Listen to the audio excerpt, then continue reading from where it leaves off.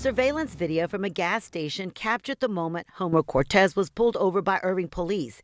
It was February 23rd at 7:50 p.m. What happened next is what is under investigation.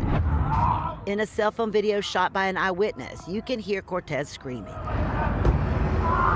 His girlfriend was in the car and told his family what she alleged happened. They threw him to the ground where she actually heard the loudest crack noise, which was his head. And she tried telling him stop and stop.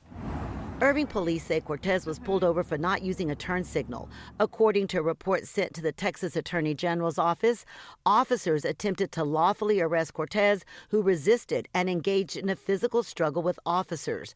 The report goes on to say Cortez was taken to the ground, where it appeared he struck his head on the parking lot pavement. The Dallas County Medical Examiner has not ruled on the cause of Cortez's death. They're still waiting for toxicology reports. But his parents hired an independent medical examiner to look at his injuries. He suffered a lot of trauma. It looks like, consistent with the injuries that the ME has stated he has, that he basically was beat to death.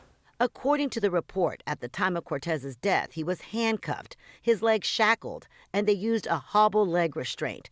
That is a device sometimes used to hog-tie a victim's arms and legs together. A report done by the Irving Fire Department says that when they arrived, officers told them they had to tase the person, and 4 taser barbs were noticed lying on the ground. Head trauma, Broken ribs. The bone here in the throat was collapsed, which is usually consistent with some kind of a chokehold or something. Just doesn't fit. None of the pieces of the puzzle fit here. According to the AG report, officers called paramedics to treat Cortez's injuries. In the gas station footage, you see an ambulance arrive 16 minutes after the initial stop. Cortez was transported to Parkland Hospital, where he died. His parents say they were frantically trying to call their son but couldn't find him. They said they weren't told about his death until 2 days later. And I said, but this happened 2 days later. Why am I just finding out right now? I didn't understand that. The Irving Police Department issued a statement saying, "We are conducting a thorough review of this incident and remain committed to being as transparent as possible without compromising the pending criminal and administrative investigation." Sources say the Irving Police Department is looking into several officers for the use of excessive force or failure to intervene. It is federal law that it is an officer's duty to intervene if they see another officer using excessive force.